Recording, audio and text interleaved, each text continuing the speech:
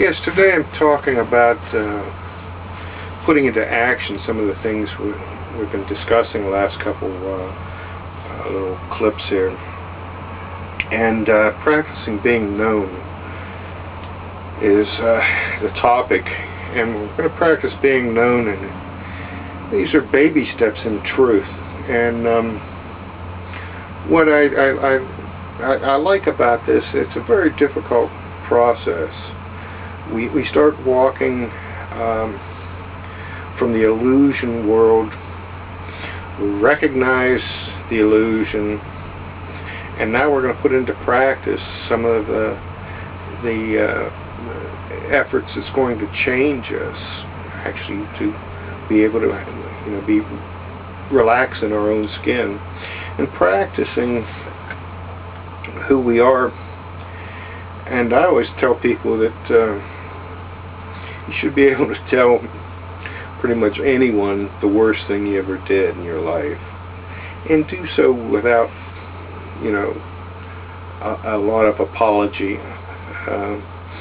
Regret is good because it's a healthy shame, if you will. Sometimes I don't like using the word shame, but it rolls out of my head at this moment.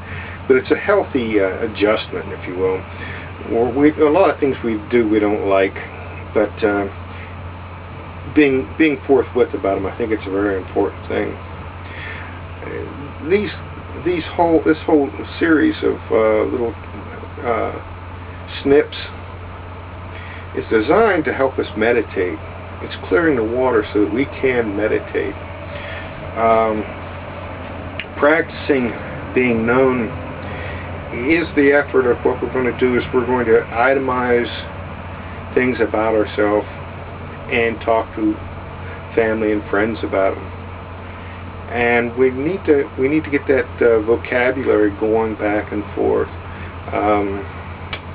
I was a drunken bar fighter. I was in jail. I was in prison. I was in all these things. I abused people.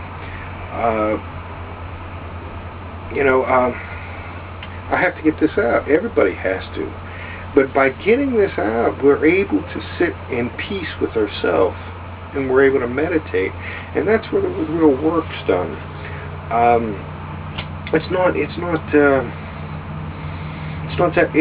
The first steps are the most difficult. It's not that difficult once we get rolling. But we go through this area of talking about, but then we're going to go through another area of correcting. And this is the feel-good method, where we correct our judgments. We start looking at things before we do them, because we've been itemizing the things we've done. We keep them current in our head. We don't just flush them, but we look at things, and this is the process of working through these walls that keep us from seeing, from being awakened.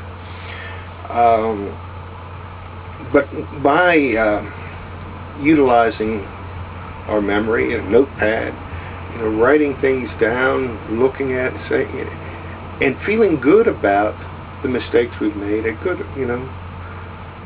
not to rationalize that they were good, but feeling comfortable enough to talk about them, and realizing that we don't want to repeat them, and this affects a change within us. And at this point, real peace comes in. It's not a peace that's plastic. It's built on a solid foundation. Through these efforts of making things known to people, we continue to clear our head and affect a change within ourselves. And this is the ultimate thing, is what we have to do. Is our perception is allowing the truth not to come in. When we talk about awakening, it's not out here that has to awaken. It's in here that has to awaken. So that's what we're dealing with. We're dealing with the ideas and the situations that have kept us blind. So here it is. What's kept us blind is this illusion, the fantasy illusion of what we've promoted and projected around ourselves that we think keeps us, insulated. When we drop this, then now we have something to work on a repetitive basis. We're going to always keep current with what we're doing. Our experiences are going to be more liberating, and because we're correcting as we go along. If we do these, soon we will be able to set in a state with peace within ourselves that we can meditate in. And with this meditation comes the peace, that even more peace, comes the peace of nothingness. And it's here where we meet the consciousness of the universe. I call God, but it is that great consciousness of the universe. And we find out exactly where we fit in.